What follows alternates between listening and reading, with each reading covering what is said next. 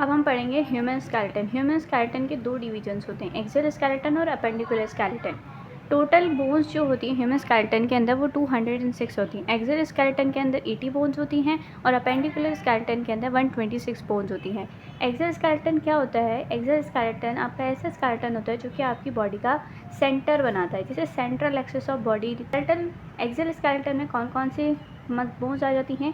School की bones आ जाती हैं, एयर ऑसिकल्स, हायोइड बोन और रिब केज। अब हम बारी बारी इसको डिस्कस करते हैं।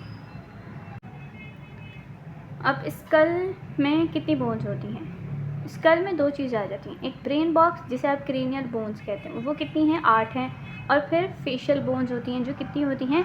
14 होती हैं। बनाती है फ्रंटल बोन, ये जो आपके बिल्कुल सामने जो है फॉरहेड पे जो बोन है वो आपके पास क्या होती है? Frontal bone. ये क्या होती है? सिर्फ एक ही होती है।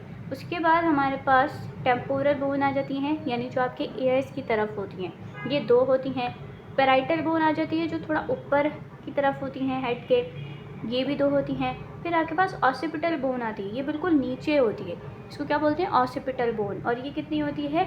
1 होती है। तो हमारे पास 2 पेयर होती हैं और 4 अनपेयर बोन्स होती हैं। तो टोटल कितनी बोन्स हो गई? 8 बोन्स हो गई।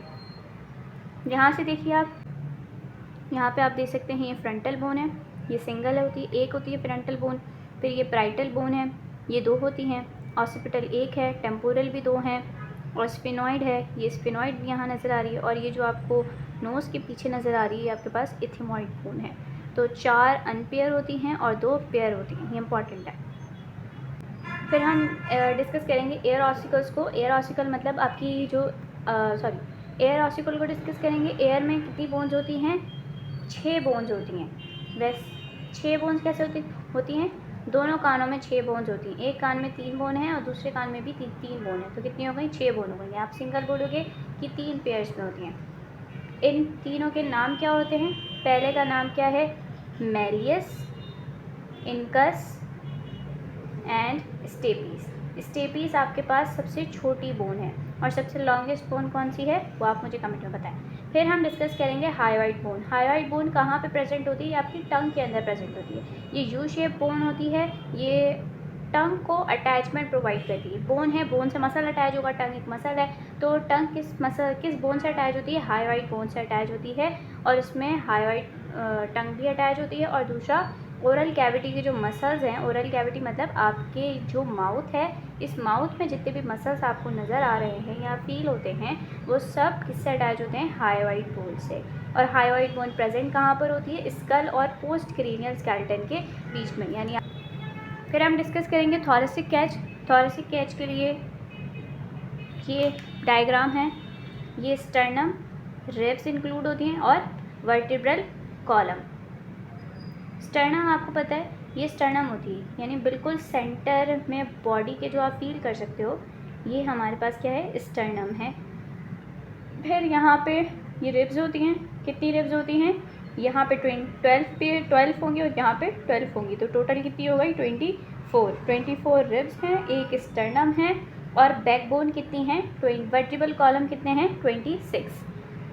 अब ये वर्टिब्रल कॉलम है, वर्टिब्रल कॉलम क्या करते हैं? ब्लड सेल्स की भी प्रोडक्शन करते हैं। वर्टिब्रल कॉलम हमारे पास ब्लड सेल्स की प्रोडक्शन करते हैं। ये डायग्राम से बहुत आसान हो गया। ये वाले के क्या हैं? सर्वाइकल। ये कहाँ पे प्रेजेंट होते हैं? नेक में। तो नेक के अंदर कौन सी वर्टिब्रा है? Cervical vertebra. नंबर क्या है? 7 होती हैं, 7 होती हैं। फिर थोरेसिक वर्टिब्रा, 12 हैं, कहाँ प्रेजेंट होती हैं? चेस्ट में।